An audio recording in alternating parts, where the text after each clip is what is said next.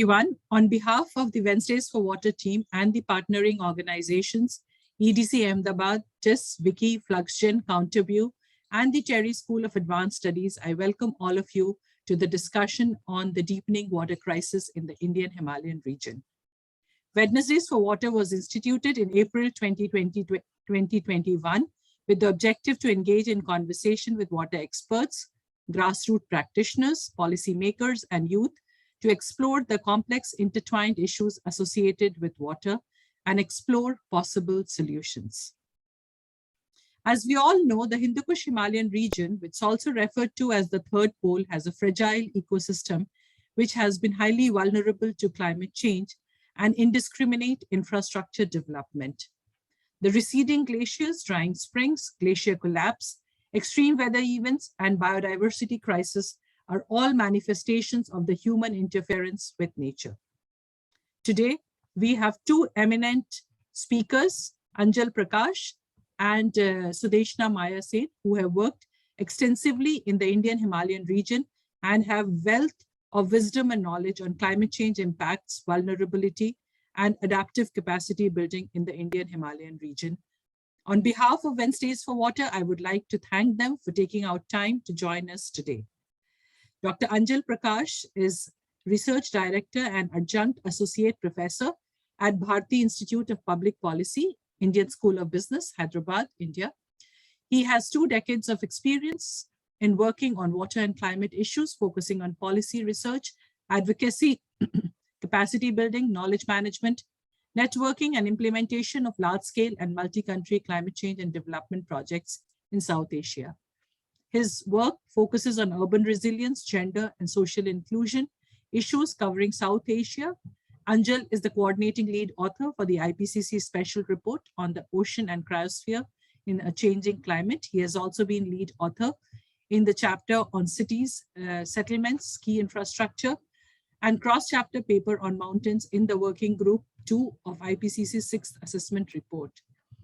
Recently, he was nominated as a member of the Gender Task Force of IPCC to develop a framework of goals and actions to improve gender balance and address gender-related issues with the IPCC. Anjal has co-authored several books and journals, and he has also been part of several research activities around environment and sustainability. I would be putting his long CV in the chat box for all of you to read.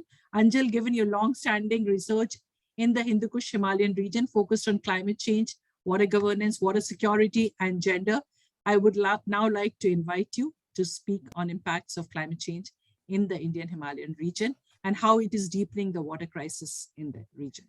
Over to you, Anjal. Thanks so much, Fawzia, for a very generous introduction. Let me just pull up my slides and we'll start talking. Just give me 1 minute. Yes. Can you all see my slide? Yeah, okay, thank you.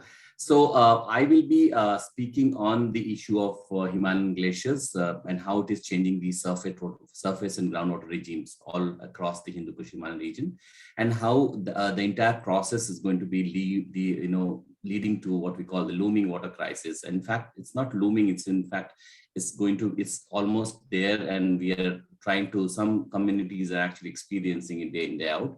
This is also in the context of the the Working Group 2 of the IPCC, which the report is going to be due later this month. That is something that we are going to be watching for. What is new that is coming up from the IPCC new assessment, which is going to be published on 28th of this month. So let me just take up some of the point, especially those who are coming from the Hindu Kush Himalayan regions or have been researching on this graph. This figure is not actually new to them. This is a very famous map which shows how important the region is. First is that it is it is housing about 10 major river basins, which is feeding about 1.3 billion people in the entire region, including the downstream region. So about 280 million people which are staying in the, which are in the what we call the hilly regions or Himalayan regions, but people downstream, if you can include them, it's about 1.3 billion people. There are about 54,000 glaciers, which covers about 60,000 square kilometers of thing, and these are fresh water which has been reserved in the form of ice. As Fawzia was telling, that these are this is also called the third pole, because after the two poles, the north and the south pole, this is the largest reserve of water in the form of ice in any of the regions. So, and this is very, very important for all of us to know about, not only what is happening to these glaciers, but is also why it is so important, because it is actually feeding and providing the base flow for 10 major rivers in South Asia. Some of them we already know: the Indus, Ganges, Brahmaputra. These are rivers that we have been living with. So that is why it is very important. Also in terms of the food security, because the rivers are also feeding, especially the Indo-Gangetic plain, which is very fertile in nature, produces a lot of food, and the changes, any changing in the regimes here, especially the glacier regime, which will be impacting or is impacting the resources, especially the what we call the water resources downstream, both the surface water as well as the groundwater. This is the global groundwater map, resource map, and if you see if you focus on the Hindu Kush region, you will find that this is the major regional aquifer system, which is also supporting. So not only the surface water that we have, it's also feeding into the groundwater systems, and you see that the importance of the glaciers, very, very important for them to keep this resource alive and also rejuvenating it, because every time there's a glacier melt, and it also feeds into the river systems, it also rejuvenates the groundwater, and the cycle goes on in a balanced manner. But climate change actually has disturbed everything. So that is what we'll be looking at it, how what changes have been brought in and what is happening to the glaciers. And this is the Indo-Gangetic plain that you could see. This is another top line view of the Himalayas, and you're starting from what we call the 8 countries, starting from Afghanistan, Pakistan, you have India, China, Bhutan, Nepal, all the way it goes to what we call the to Myanmar and Bangladesh. So this is the largest system, Himalayan system, and the glaciated region is all across these regions. And as we said, it is the largest reserve of snow and ice outside the polar regions. Very, very important point that we are looking at it. Now, how is the glacier melt contributes to stream flow of at least 3 major rivers? And this is the our colleagues from EC Mode. I was part of a project called High Aware, which was actually researching on these issues. I was based in Kathmandu, where we have actually gathered some of the information. And you could see from this graph that if you look at the first graph here, you'll find the darker color is actually means that the flow of glaciers to contributing to the water resources is higher here. So so what we found that in the Indus, the flow, the glacier melt actually contributes to a good number in terms of the flow of the river Indus, while the other rivers like Ganges and Brahmaputra, the precipitation that happens downstreams contributes a lot to the river flow. But the base flow, as you could see from all the graphs here in the right side, is provided by the glaciers. So glaciers actually keeps these rivers alive. The base flow must be there for the river to flow, and this is how the river ecologies work. On the top, you have what we call the Upper Ganges region, which has the highest rainfall, which happens downstream or in the midstream areas. Similarly, we have this glacier melt.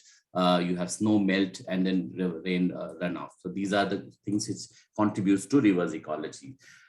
Each of these points are very, very important, and then we should not be missing any of these things.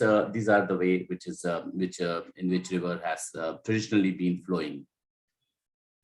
But what is changing is the global warming. See, global warming has brought in a new challenge to these issues. One is that the Earth, as you all know, must be knowing that the Earth has warmed up about 1.17 degrees since the pre-industrial age, that is 1871 or 1870s, early 18th century, till now. But the last couple of decades have actually the warming has shot up quite significantly, with much higher than what has happened in the entire century. This global warming, because of the elevation dependent warming, that means as you're going up in the Himalayas, your warming is much more higher because you're closer to the sun. So Himalayan glaciers are actually much more prone and sensitive to higher level of warming. And that is the model here, the model which is again highway model, which is actually showing us different scenarios in which the warming is impacting the entire region. And I'll just click and you just concentrate on the scenarios and see by 2030. So this is the scenario, 8.5 RCP, 8.5 by 2050, but you also see in different scenarios, how is this going to be changing? By 2050, this area is going to be, as the modelers are telling us, that going to be much more warmer. And this entire warming in this region actually has an impact on the glaciers melt. Glaciers mass balance has to increase, and or at least the glacier melt and I'll show you some pictures of how these melting looks like in the naked eye. And that is also important for us to visualize it, that what does it mean by when we are saying glacier melt. This is another region. This is 1921 picture which was taken in high Himalayas. This is contributed by some of our colleagues from EC mode. And if you just concentrate and see how this is changing in the same place, you will find that in this 2009, the entire area has actually gone barren. So the glaciers actually retreat. I'll just repeat it once more so that you can understand this better. So again, this is the entire areas is glaciated regions actually. And if you concentrate and see that there's a glacial lake which has been built up in the same area, and the rest of the land has actually gone barren. Another picture will show you, this is another picture which will show you how glaciers have actually declining very fast. And this is only happening in about 8 to 9 decades, like 50, 60 years, this is happening. So same point, if you see that the glacier declines have really impacted. I'll repeat it again for you all to see. Once more here. Yeah, so look at this figure, this picture, and you will see the same point. How is this changing, right? And these are very powerful figures because it shows you how these changes in this glacier regimes is very changing very fast and rapidly, instituting the impacts on the lives of the people.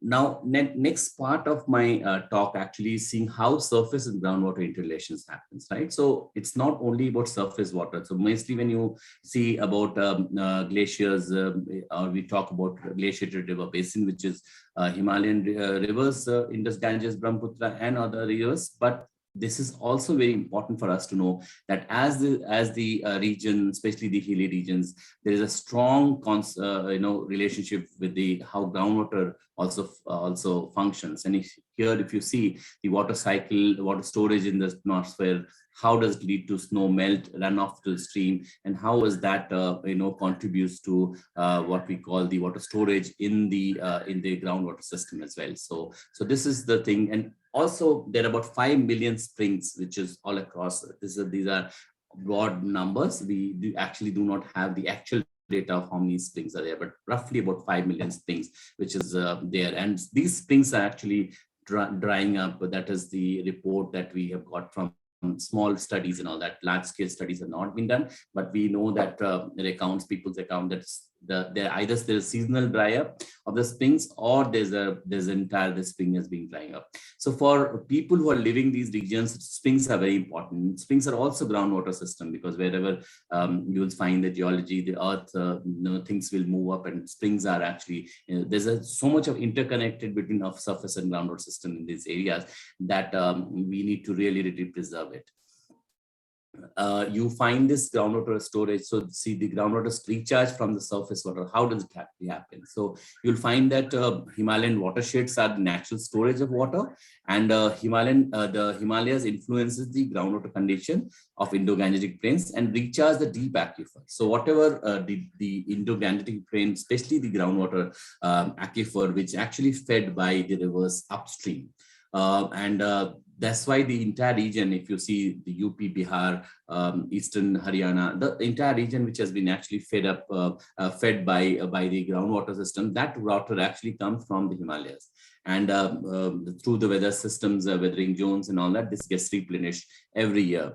And the seepage from the Himalayan watersheds also contributes to the whole part. So that is something, that is the relationship that we have.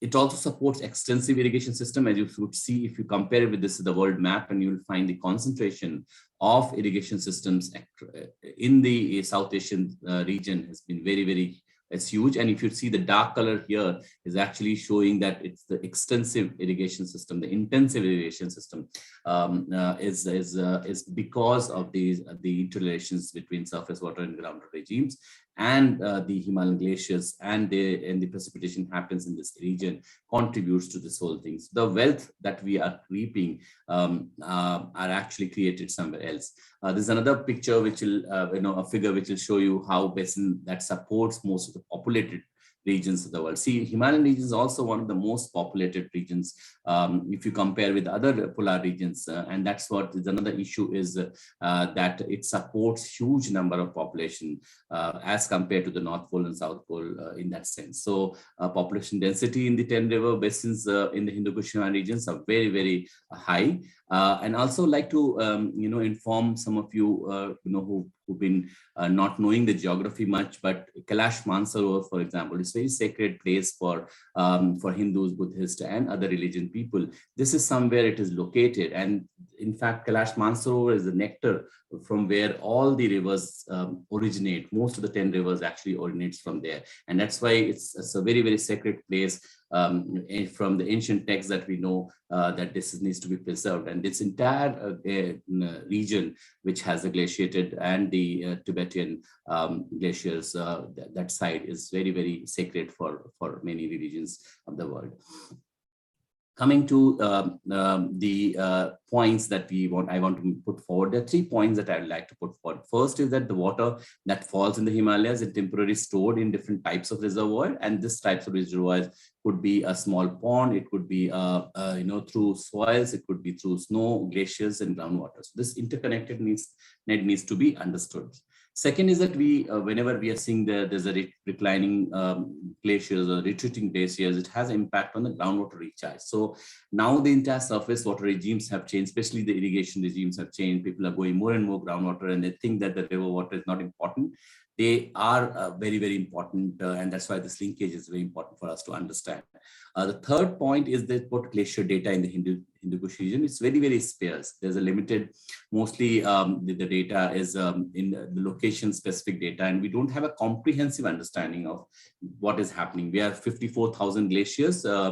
Out of that, actually, the number of glaciers that is monitored, and you can count them in your fingers. And that is why the problem is that we are not able to do largely because it requires coordinated understanding. And that's my last point here.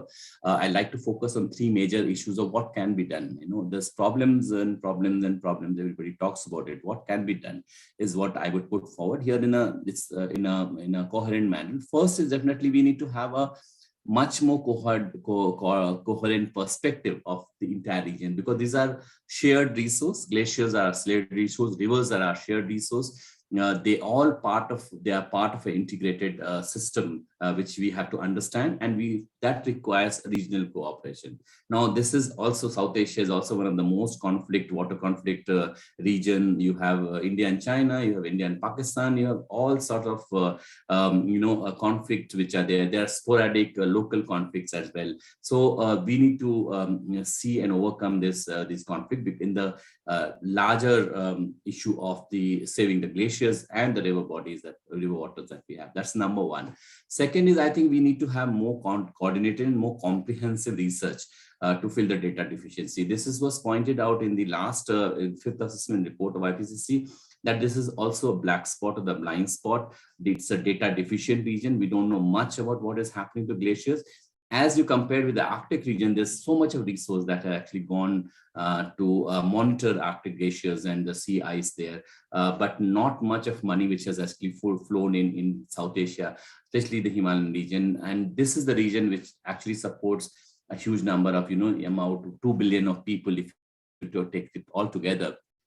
That is almost 1/3 of the humanity. In that sense, the kind of resource that should be put in to have a comprehensive research and understanding of what is happening to our glaciers, that's important.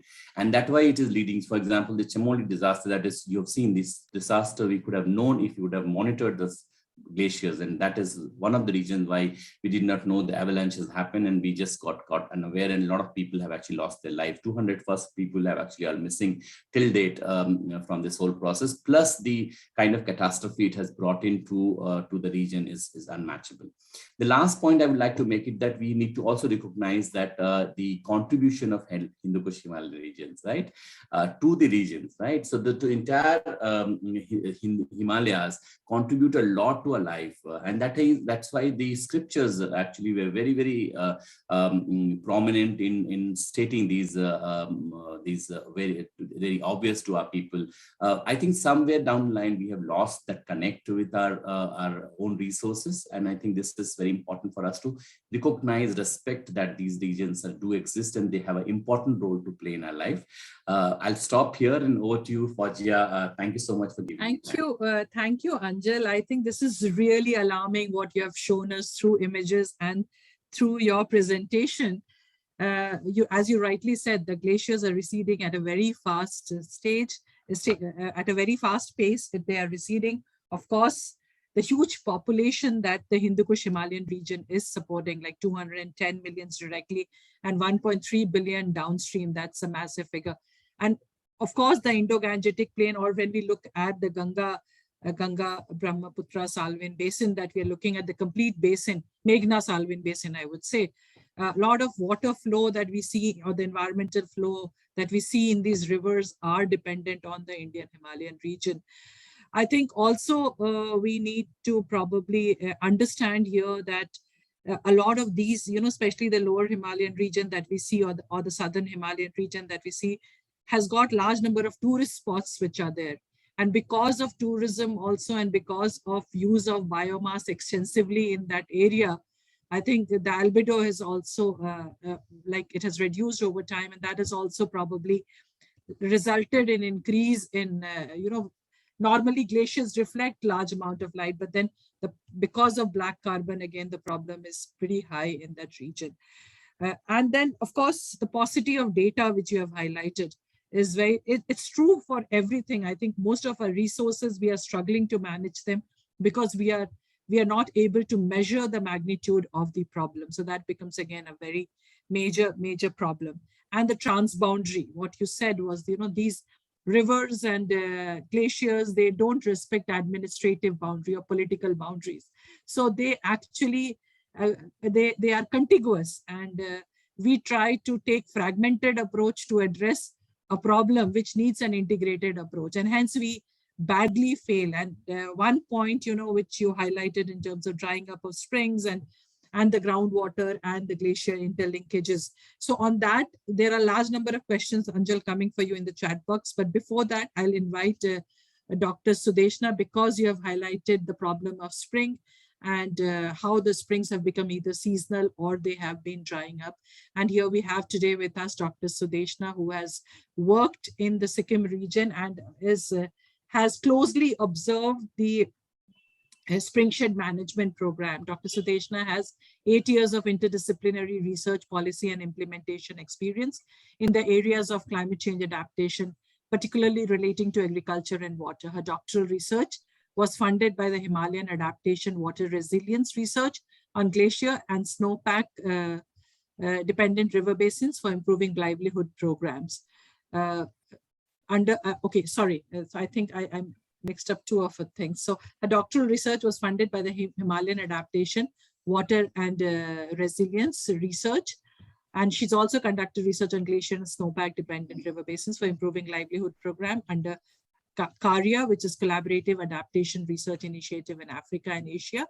Her research interests primarily focused on sustainable livelihood, agricultural value chains, water security, role of indigenous knowledge, and community participation in adaptation activities. She's worked with the government, research, and industry partners in climate action.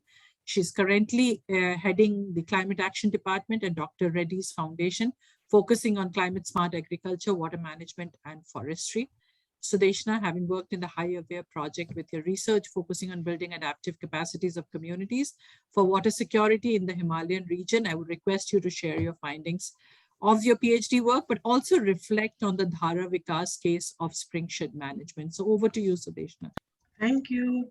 So I've had this lovely opportunity to work with a lot of people on this panel actually. And Anjal was actually the coordinator of Higher Web program. So I've worked with him also closely. So I hope you can see my screen. Yes, we can. You can just say it. Yeah, so Anjal's given a broad understanding of the problem. He's talked about glaciers. So I'm going to downscale to a small location that is Sikkim. It's a very small state. And I'm going to talk about springs, which are the primary source of water for mid-hill regions. So my research primarily focused on improving rural mountain livelihoods. And today it had multiple aspects, but today I'm going to focus on rural water security and springshed management. The reason I'm focusing on rural water security is because even today a large population is rural in mountain regions, and towns and urban centers are still very small, and there are urban towns and centers, but they are lesser in number. So rural population, for example, in Sikkim is about 70% of their entire population. And why springs? Because 80% of the population depends on springs and their flows for their drinking and other livelihood needs. So setting the context for the uninitiated, Sikkim is this tiny state nestled in the northeast. It's primarily agrarian. It's been in the news a lot because it's a completely organic state, and it joined the Indian Union in 1975. So it has a very historic past. Basically, it was a monarchy. We joined in 1975 to the Indian Union, and it has multiple cultural linguistic groups. There are Nepalis, Lepchas, Bhutias, very indigenous communities who have their own systems around how to secure and conserve water. So looking at that, we're looking at how water security is basically looked at from those communities' angles. So if you look at water security in Sikkim Himalayas, it can be made of 4 angles: quantity, accessibility, water-related hazards, and water quality. If you look at this map, to be fair, this map can be for any place, whether it be Agra or the mountains. It's almost similar for any place. But what is interesting is this angle of spring discharge. The spring is very important. And another thing that we saw in our study was this water access, which is again true for a lot of places, is controlled by this socio-economic, cultural, legal background and local power structures. And these power structures are dependent on their historical angles of how they are related to one another. So we in this paper are basically trying to figure out, there are so many angles and aspects. So what are the adaptation options that can be possibly there? Now, to identify adaptation options, when we started our study, we realized it was very, very difficult to actually find scientific literature in this region. What Anjal said, that there is a lack of data, is very true. As a researcher, I faced it almost every day. Our team faced it every day.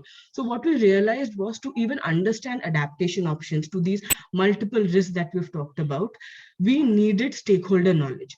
So my research started there. We started in understanding what stakeholders see as a problem and what they see as current adaptation options. Now, all the adaptation options or coping strategies that I'm talking about are on-ground coping strategies and adaptation options that are already present in the system. And what we did was, under our research, we spoke to these multiple stakeholders. So we spoke to state and district governments, we spoke to local communities, we spoke to researchers, funding agencies, and we tried to get a sense of their understanding of what the problem was and what the basic options were currently there for them to look at.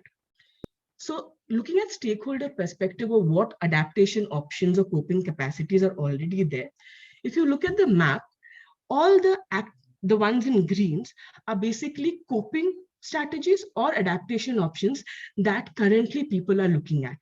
The one in gray is basically the problem that the stakeholder group has identified. The red is basically the causes they think that are there and the impacts. So what we are going to be focusing on today is what are the major adaptation options or coping strategies. And what we found out was these coping strategies and adaptation options are actually can be divided into three main thematics. So one is most of the adaptation options were either in conservation of water resources. And when you look at water resources in the mountains, primarily mid-hills, it's springs. So a lot of our adaptation options were based on saving or conserving the springs. The second we looked at was adaptation options were improving rural livelihoods. So there were a lot of coping strategies which were primarily autonomous adjustments which became planned adaptation options, but they were looking at impacts on their agriculture or impacts on the drinking water. So they looked at rural livelihood improvement.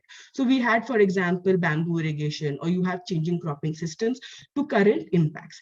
And the last thing, which had the least number of adaptation options, was sustainable infrastructure and risk management adaptation options. So in that, mainly it was structural planned adaptations options like EIA, but there were also very interesting adaptation options like community-led social movements, which kind of leveraged cultural identity to protect against large hydropower that has been currently made in those locations. So we had three themes. And if you look at all the three themes, the first and the third theme are mainly planned adaptation options. And usually they are public adaptation options, or even if they're multi-stakeholder adaptation options, government plays a major role in it. The second theme, as I said, whenever there were adaptation options, like, for example, changing cropping pattern or using indigenous irrigation systems, they came from the community. They were more in number, but their impacts are primarily localized. So they had mainly local influence and local impact. So they hadn't spread to other locations. So they were highly localized based adaptation options. And so in the total research that we did, we found 32 such autonomous adjustments and planned adaptation options that people had taken up. So this is a map, basically multiple people, how they have looked at the problem and what are the adaptation options that they have looked at. Now, I was asked to focus on a particular adaptation option.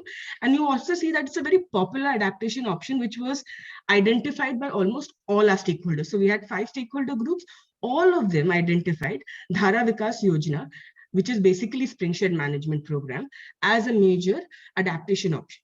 The reason being, as I said, springs, 80% of the population is dependent on it. They are drying up. And because they are drying up, the government came up with this policy to save the dying springs. So what is dharavikas yojana? So dharavikas yojana is basically a technical adaptation option wherein, as you can see, there is a recharge area. You have a spring shed, a spring outlet, and a recharge area, and springs are mostly rain-fed. So what you do is you create infrastructure, that is rainwater harvesting systems of trenches and ponds in the recharge area to increase infiltration, and that allows your springs to get recharged. Now, this was started by the Rural Management Development Department in 2008. The interesting thing about dharavikas yojana is it is a drinking water program which has been connected to our MG Narega program, which is an employment program. So what it looks at as the program has 2 benefits. It looks at employment and access to water. So once you create such structures in a location like the recharge area that is in green, it will help recharge your aquifer, and then your spring discharge, which is the amount of water per unit time, will increase over time. And dharavikas yojana, while it is technically only looking at creating trenches and ponds, it has complementary activities together with it. So these include, for example, focusing on an idea called Devithan. So springs are often culturally very significant in the local historical context.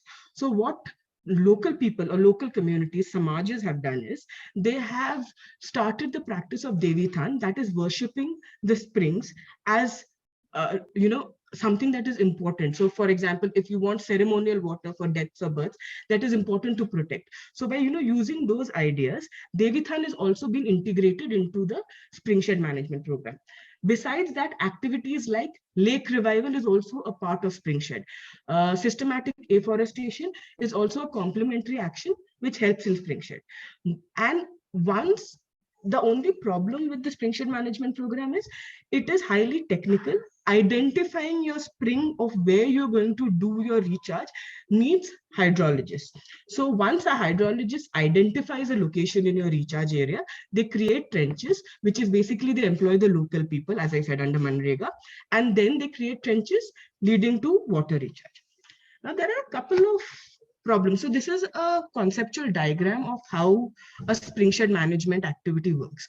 So on the top, you can see is the recharge zone.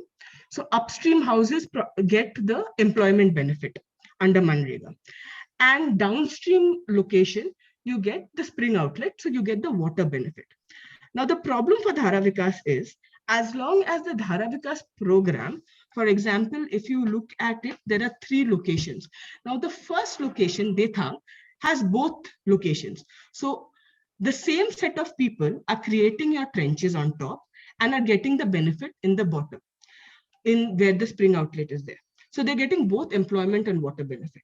So that is the best system that can work for dharavikas. But most of the time what happens is, usually one village administrative boundary, one GPU only gets the employment benefit, while the other GPU only gets the water access benefit. Now, this kind of a system creates this friction between the upstream and the downstream, which is also what we see in river systems. So what happens is, people do not want to take ownership of, monitoring and cleaning your trenches, which leads to problems of your water access.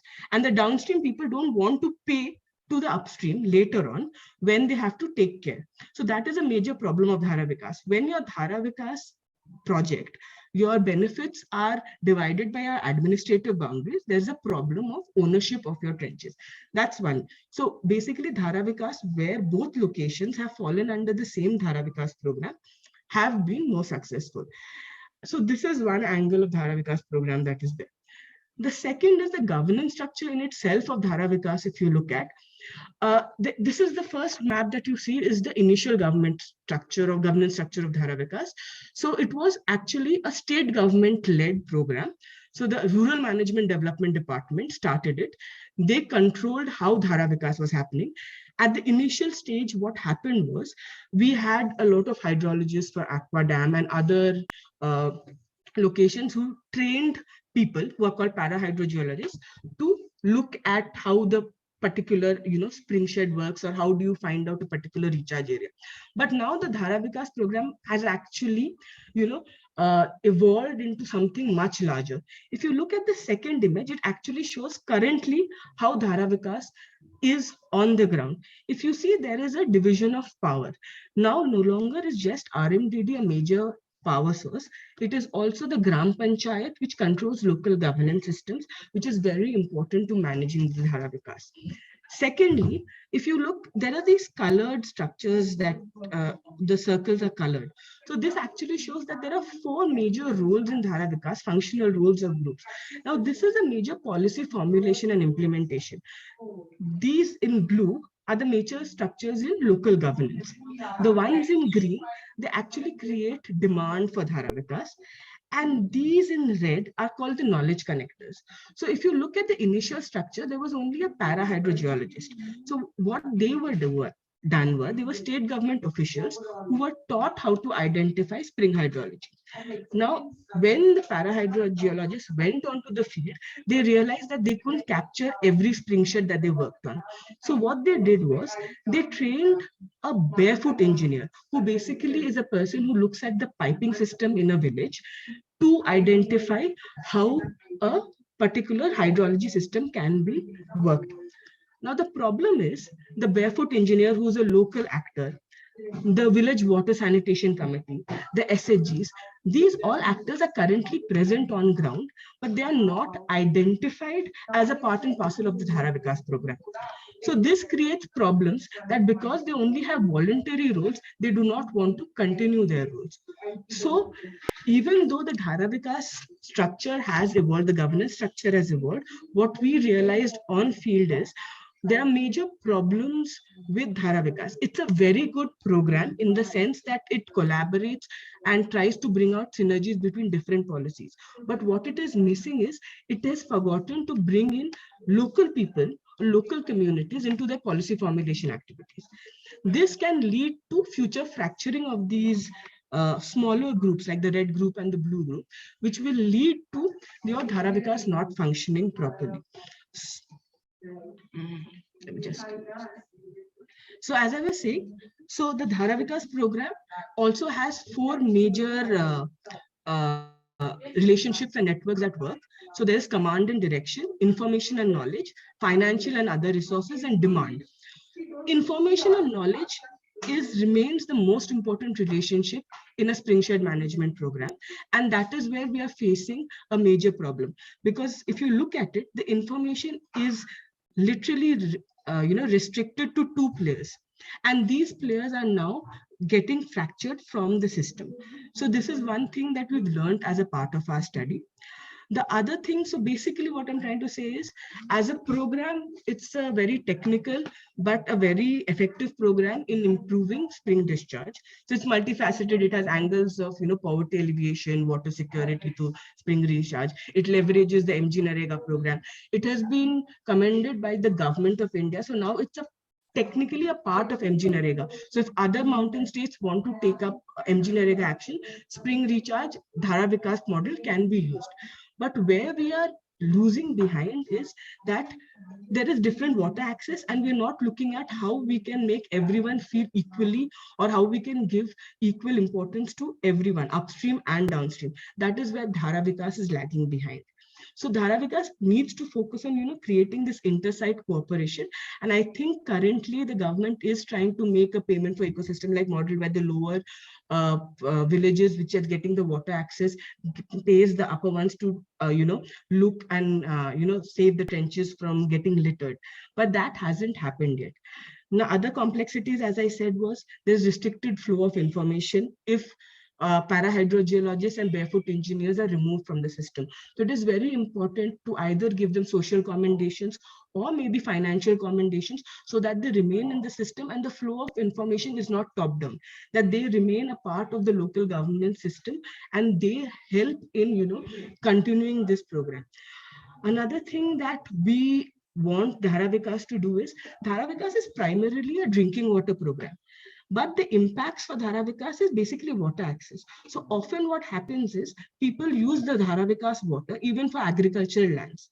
But this leads to a problem and tension between agriculture, people who are using it for agriculture, being called as water theft. So if synergies between MG-NREGA, an employment program, and a drinking water program can be brought in, they also have to look in bringing synergies between, for example, between agriculture as well as a drinking water program. So that is another thing that Dhara Vikas needs to look at, sectoral synergies that are there and bring in those actors to work in the system. So that is it from my side. Thank you. Thank you very much, Sudeshana. I think this was a brilliant case study that you have shared, starting from how you went about doing your research, how important it is to understand the local dynamics, especially if you're going for a project implementation. Also highlighting that it's to capture public perception and also understand what are the possible solutions that they have in mind. So when we build up local solutions, probably that becomes more sustainable than a solution that is perceived in New Delhi or somewhere in glass towers and then they are imposed on people. So that's again a brilliant example that you have brought out here. Of course, data paucity remains, and that's the challenge perhaps you also felt. Involvement of people, both in terms of employment generation and also in water conservation, and also how different models worked, where people, when they were involved in digging trenches and also managing those trenches and drawing water from those trenches, the sense of belongingness for that whole project was much more, sense of ownership was much higher. But whenever there were two different people, sets of people who were doing this, the conflict remained. So these were some very good learning. Of course, empowering local people and sort of transferring the governance to the local people. Probably you highlighted it, and I think the solution lies there. So it's creating a sense of ownership, but also probably empowering them with necessary skills to, and I would say monetary benefits also to them for long-term sustainability of such projects. As rightly pointed out by both of you, the springs are drying at a very fast pace. It is the access to water, obviously, when it's not there, it's primarily the poor, the marginalized, the women who actually take the burden of carrying water, are the ones who have to bear the drudgery as well. So it's very, very important. Thank you very much, Sudeshna. I think a lot of things you've pointed out through this case study. It gave us some bit of direction also as to how a grassroots case could be implemented and what are the challenges around that. So with that, we'll move on to the Q&A section. And I'll first come to Anjal. Anjal, while there is a question in the chat box, I would also like to ask you, we had a major glacier collapse, which was there, you also referred to in your presentation. And we are also seeing massive infrastructure development in that whole area. You pointed out the cultural significance or the significance of that place as well. But do you think there is a relation between this indiscriminate infrastructure development and the glacier collapse that has happened, or even the extreme weather events that we are seeing in the region? Thank you so much, Fawzia. Let me just first, there was another question on the glacial lake outlet Yes, flood. yes. So, GLOF. So I'll put this all together in the GLOF questions so also. much. So yeah, so let me just go step by step and just make things understand. So how does the GLOF actually occurs? So when the glaciers are melting, they find a place where they can be impounded, the water can be impounded. So they will, that is where they will be, the water will be there. But the danger of GLOF is that if because it is all covered with glaciers, and glaciers can melt, and if there's a small crack in the glaciers, water can flow out, and that means that it may bring in flood, or at least the kind of a thing. So it's unpredictable, and that's why I recently, when I was posted in Kathmandu, there was a huge GLOF which was developed upstream, and entire region was alerted, because if that breaks out. So thankfully the engineers in Nepal, and then I think Indian engineers also gone in, and then the army engineers have actually worked together to release the water slowly. So they have actually made small holes and then release the water slowly, so that it doesn't bring in flood downstream. So GLOF are becoming very frequent because of the global warming that we have. And these are not, as the question was on groundwater recharge, these definitely any water will be recharging, but this is the more than recharge. The problem is about the catastrophe it may bring into the region, and especially the big GLOFs, glacial lake outbursts, floods can actually flood the entire regions, especially the downstream region. That is one problem. Now coming to the infrastructure development, I have always been saying, in fact, including hydropower development, actually speaking, yes. Roads and constructions, including hydropower development process. There was a popular belief that hydropower is actually a green energy source, which I actually think is not.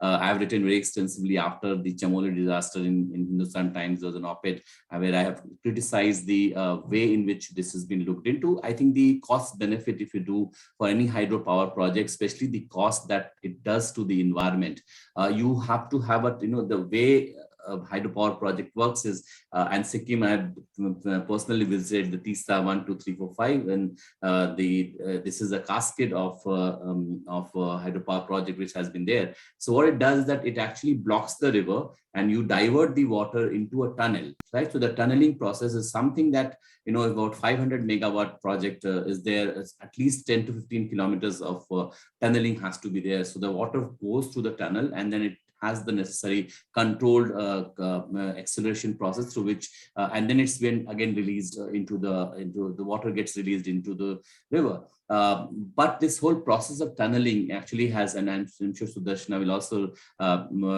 help us understand, but what my own field work has found out that lot of especially springs, their sources were drying down, especially in the areas where these tunnels have come up.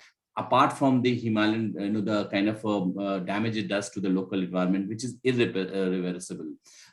See, Himalayan region is also these are very young mountain. They are very fragile ecology. Little bit of rainfall, excessive rainfall also, you will find that a lot of landslide happens in the Himalayan region. So these are, I always feel that personally that any infrastructure project, if you're doing it, you have to follow what we, my field work in Bhutan has seen it.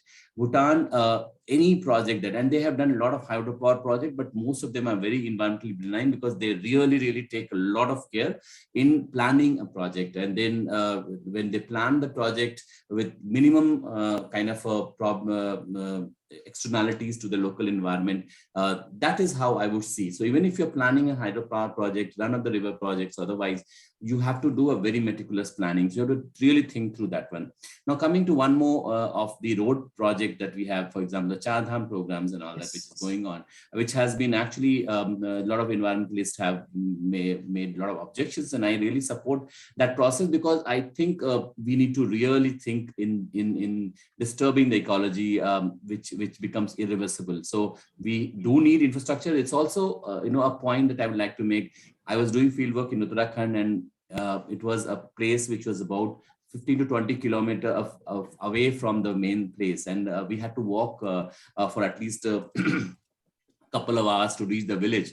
And there was a pregnant lady who was there, and she actually had a pain which she had to read, and then people had to carry her on a cot and take her to, and it was a long journey for her to reach to a nearest road. So people living in those areas, they understand that infrastructure is needed. I think the safe infrastructure for everybody is needed. That is no-brainer. I think that we must do it, but it has to go with the environment. Last point I'll make, I'm sure Mansi would agree, this environment planning and the urban planning or the rural planning that we do, they have to go hand in hand.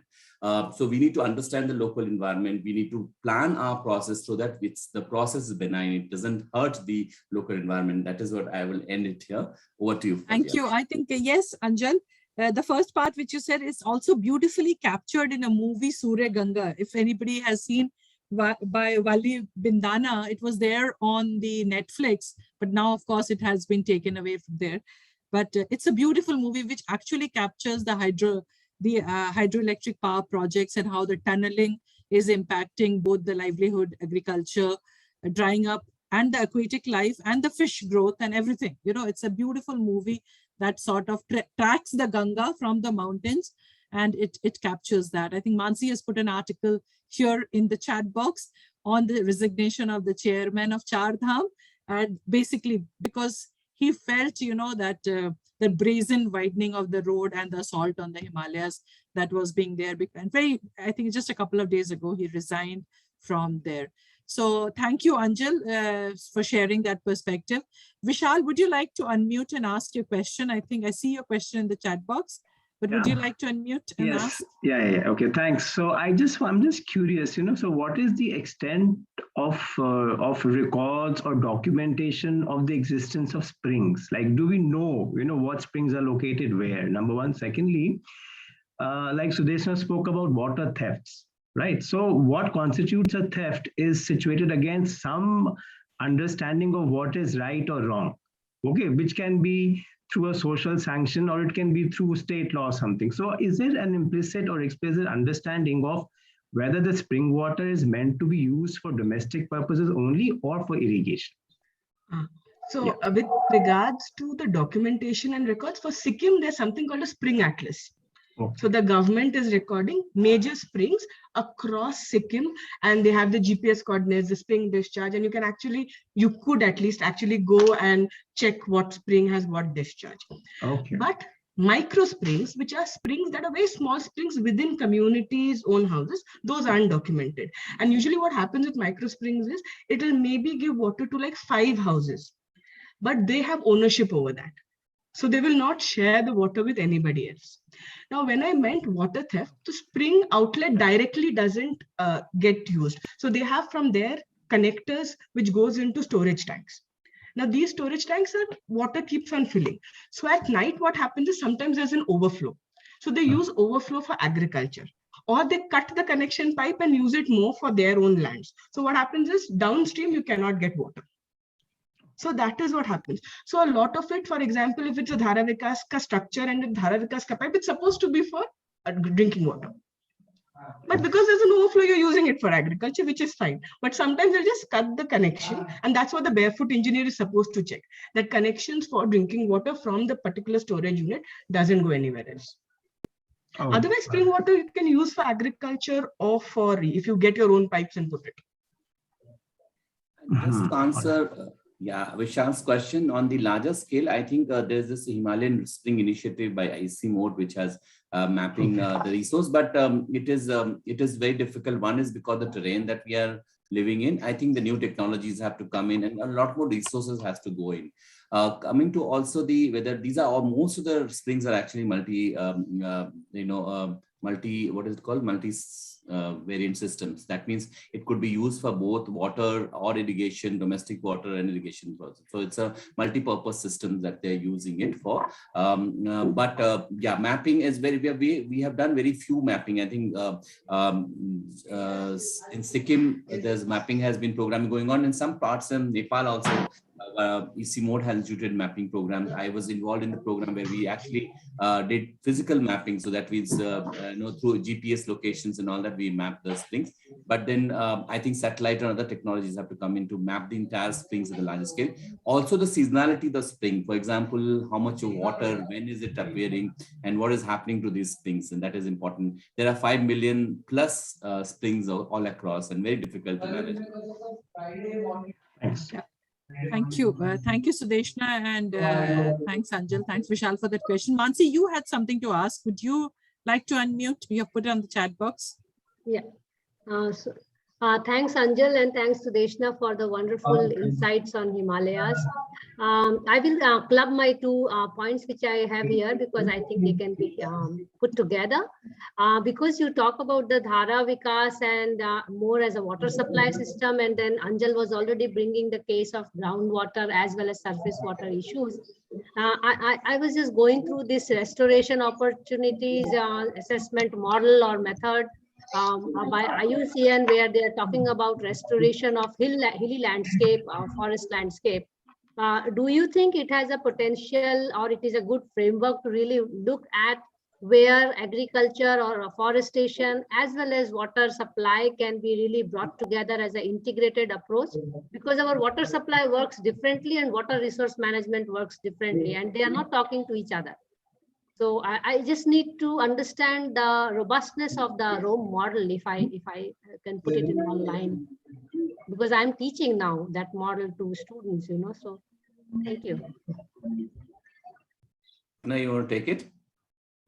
Okay, so let me just try attempting it. In spring, especially when we are looking at spring management, we call it spring shed management, and it's different from watershed management, because it is watershed is ridge to valley and this is valley to valley. So that is one major differentiation that we have. Obviously we all are for integrated systems management, in which we are looking systems as a whole than some of its parts, in the sense that water supply program is not devoid of, say, a larger water resource or IWRM program, that sense. So definitely I do not know exactly about the framework that you're talking about, but definitely I think integrated management of these resources have to be looked into. Also, there are a lot of sacred groves also. So if you look at the watersheds or spring sheds, and Sudeshana has done extensive field work on those areas. I have my own fieldwork shows that there is a local understanding, and it's also for Vishal's interest. The local understanding of watersheds or springshed is very nice. In a sense, the knowledge system, the local knowledge systems are very rich in nature, but it has not been documented. So when we are looking at it from understanding of how people look at it, they definitely look at it in the integrated manner. For example, I'll give you an example, because it looks very abstract otherwise, but most of the major springs in the Sikkim region, for example, there's a noise coming from some side.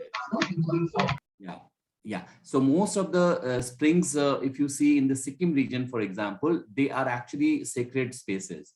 You cannot, and when I was doing the mapping, we wanted to go there and said, no, you can't go. Sometimes you go with barefooted. You can't wear your chappals and shoes and go there. So it is that sacred for the people, because their understanding is that these are sources which it doesn't have to mend with because something. So that is how people look at it. They look at it in a much more integrated fashion. I think the modern education that you and I had it looks at it very disciplinary orientation is very different. So that is what I would put forward. Yes. I'll actually show you some images of what actually Anjal is trying to tell you. It was there in my presentation. I just didn't talk about it.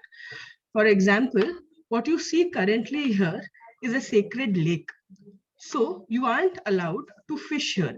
So according to the communities there, they believe the fish in the sea are their ancestors. So if the fish disappear, they will disappear. So the lekchas protect this lake, and this, if you revive such lakes, it leads to, a bigger springshed management. So I was talking about complementary practices. This is one. And another one is what Anjal was also talking about is, wait, just give me a second. I don't know if I have the image here, but the image of Devi Than, which I was talking about. So these are, worshipped as, spaces where you cannot go if you're not from there. So Devi Than, Chokho Pani. So there is an angle called Chokho Pani. So Chokho Pani basically means ceremonial water for ceremonial activities. So if the spring is for Chokho Pani, you cannot go and tap it for tankers for your drinking water. But these concepts are losing out. Devi Than is again being, it's flourishing because of the dharavikas program. But these concepts of Chokho Pani, which is from actually Darjeeling side of the Eastern Himalayas, we're losing out on that. So these are there, these do exist. Basically, informally and decentralized approach of water management.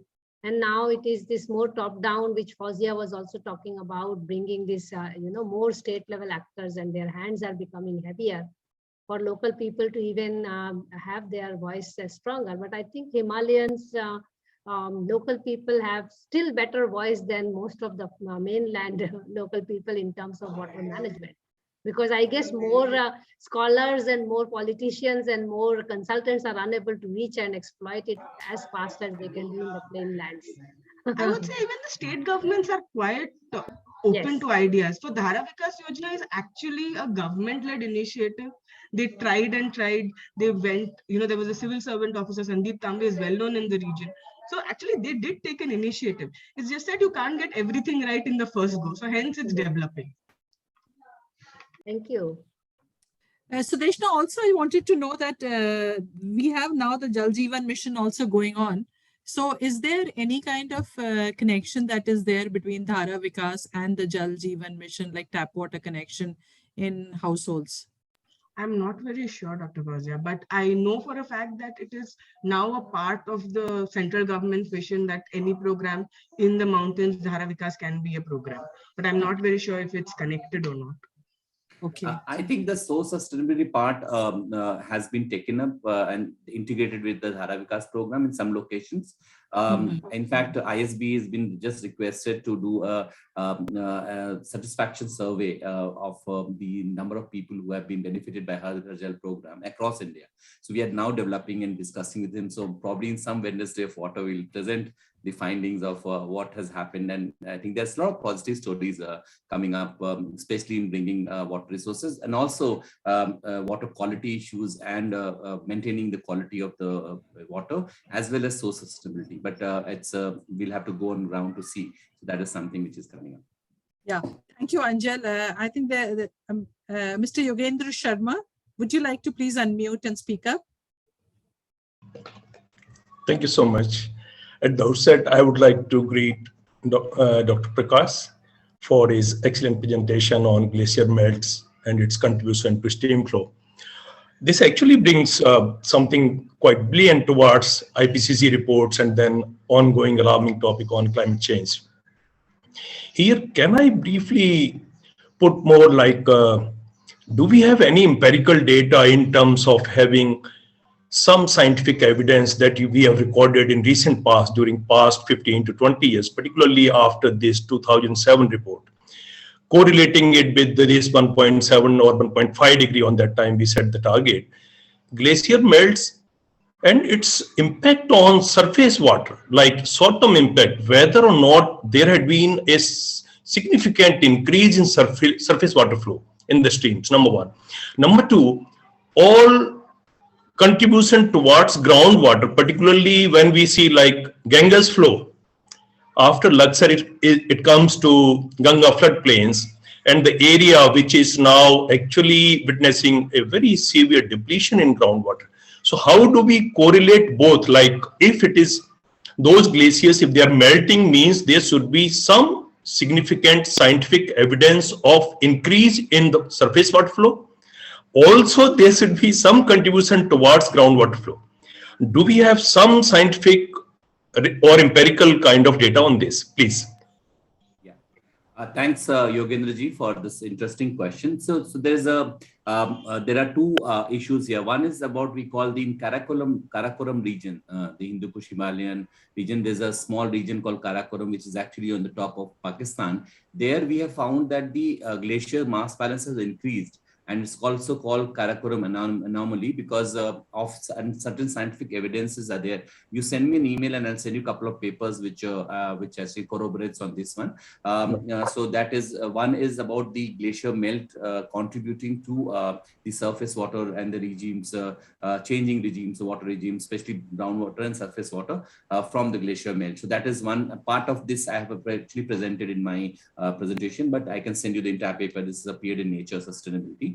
There's another very recent paper, which is the University of Leeds had actually looked at how the Karakoram anomaly is established and what are the regions around that one, and why is because the entire world glaciers are declining, but in some portion glaciers are also actually not declining, but in fact the mass balance is increasing, and that is because of the certain the extensive agriculture which is happening downstream, and there is a scientific evidence. I'm not a science person in the sense, so but just tell you in a very lay person's language is that actually fits into a wetter water cycles and then leads to what we call the snowfall happens in the Karakoram region, and that's one part of it. But there are a couple of studies which has happened, and now thankfully because of the satellite imagery data and all that, things are becoming much more easier for us to locate, especially the changes in the regimes, water regimes that are. I was particularly wondering because of you pointed out Mansarovar, and this is actually such an excellent point for in terms of its importance for geography, originating more than 10 good rivers from there. And if we see like Indus Basin, and then all this Jhelum, Ravi, and then Chenab, and then Byas and Satluj, these rivers we have enough gauging points there, and I was wondering whether do we have any increase or any incremental data on these flows in these rivers, and then subsequently also that part of like Brahmaputra that is called in our region, and then Siang part of Arunachal Pradesh. So if we call like Eastern Himalayan part, any incremental data in terms of both in Brahmaputra or Siang earlier to this in Arunachal. Are we going to have like those kind of records to include in forthcoming IPCC report? Because of now, after COP26, everyone is looking for those kind of data set, I tell you. This is to be honest. So IPCC doesn't do its own research. It only assesses the research which has happened and published research, the peer-reviewed research which happened in a particular time frame. That means the present cycle, that is the 6th assessment cycle, has been assessing data from our papers which is published from 2014 to 2021. That is the data point that they have, right?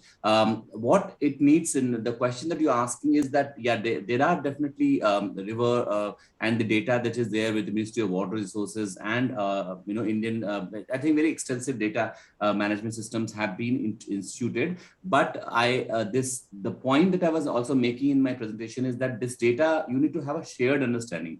All the rivers are shared rivers. Most of the glaciers are shared. So you need to have a comprehensive understanding. You need to share data with each other.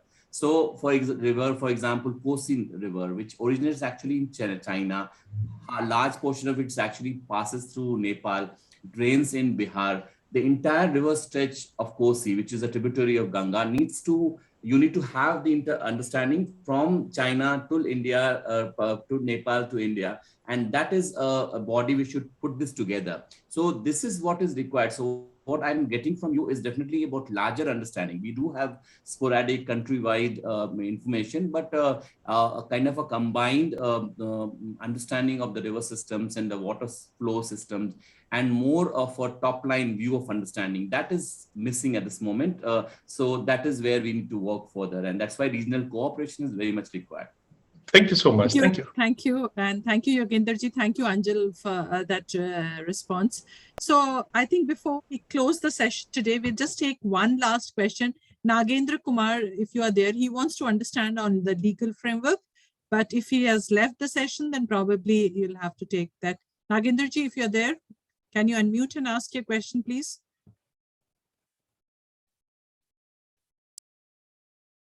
Okay, so he has a question which says, talks about law relating to matters in question, whether,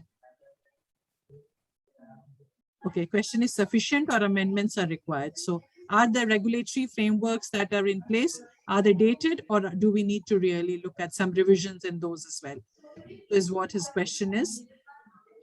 Laws about what? So there's I think he says the matter in question, so probably it is related to the glacier melt or climate or global warming, or maybe depleting water and the reasons for that, but it's pretty ambiguous. So I think since he's not around, very difficult to say what exactly he means. So I think Nagendraji is there. Is he there?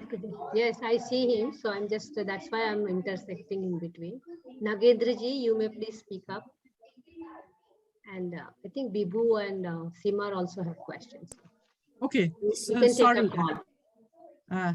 So Bibu, if you have a question, can you speak, unmute and speak up? Or Simar, if you have a question, do you have any questions? Yeah, I have like a few reflections and everything. Like basically I learned mostly about the importance of like involving locals in the work. And so thank you, Dr. Sudeshana, for sharing that. And Mr. Prakash, I had a question regarding, you were talking about, you know, these future scenarios in 2050, this is what the region will look like and everything. So all the modeling that happens, like what I'm aware is most of those models were made for virgin rivers, right? Like it wasn't keeping in mind the urbanization, keep in mind the chemicals that are going into farming or into deforestation. All the everything. I'll request 1 minute, Simar. I'll request everyone to please mute themselves because there's some background noise. Yeah, Simar, please. Huh?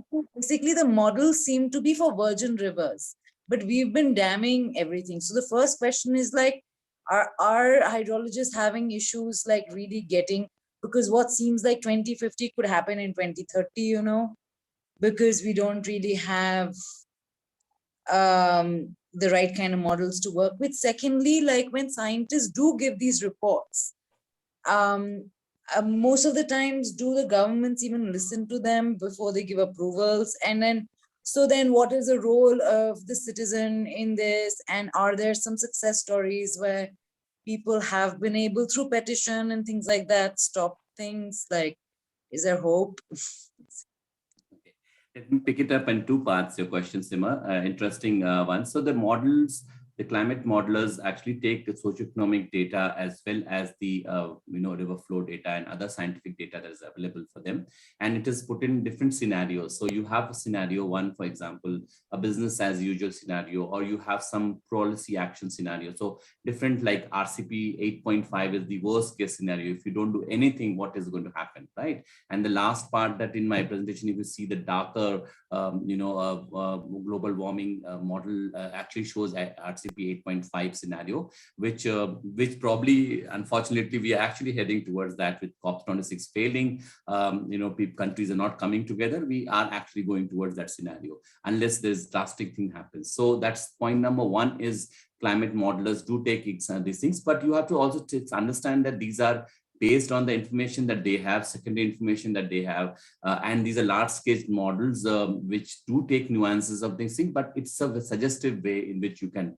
So don't, it will give you options on which you can actually take certain policy options, right? So it gives you scenarios which will help you understand. So not absolute term, but definitely in the indicative term of, if you don't do anything, this is going to happen. So we better buck up. So that's one point.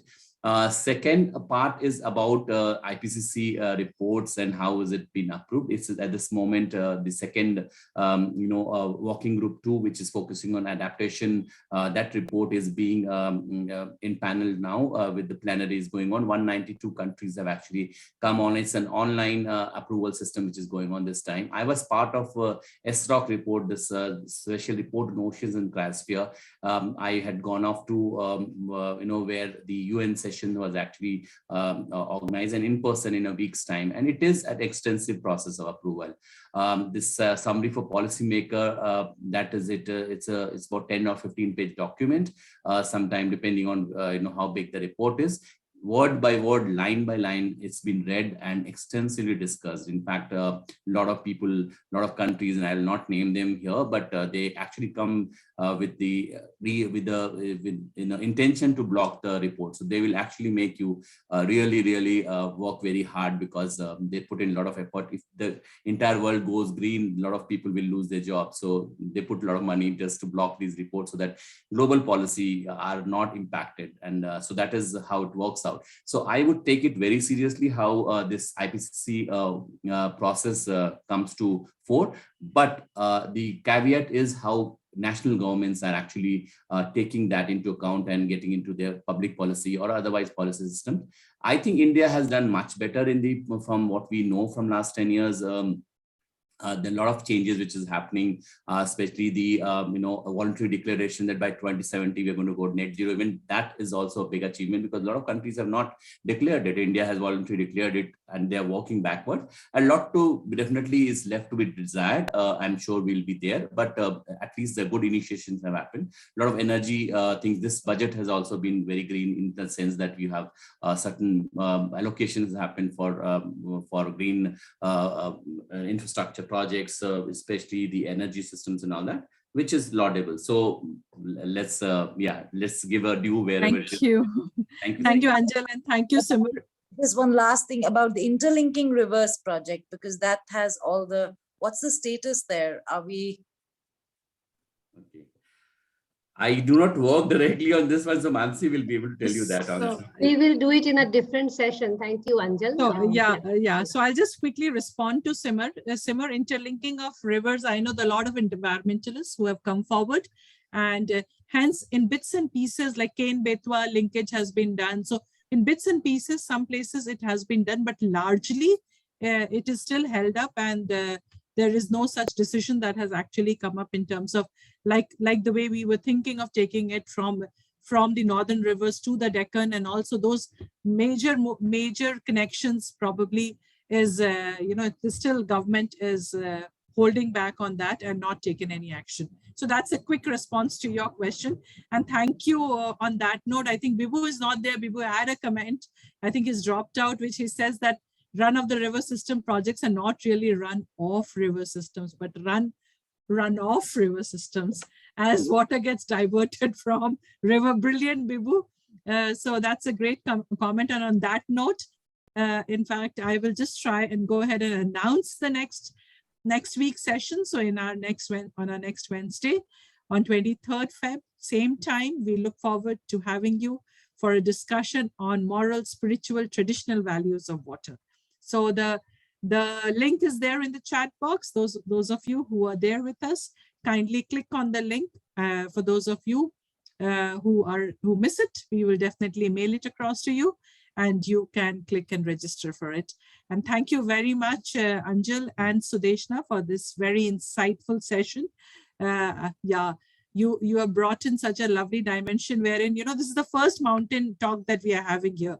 So many thanks. And, you made it very simple for us to understand the concept, the problem that is there. So, and also that got reinforced through the case study that was presented by Sudeshana. We are looking forward to your next study, and we would definitely love to have both of you again on Wednesdays for Water. Till then, many thanks. Thank you, participants, and thank you, team members. You've always been such a great support.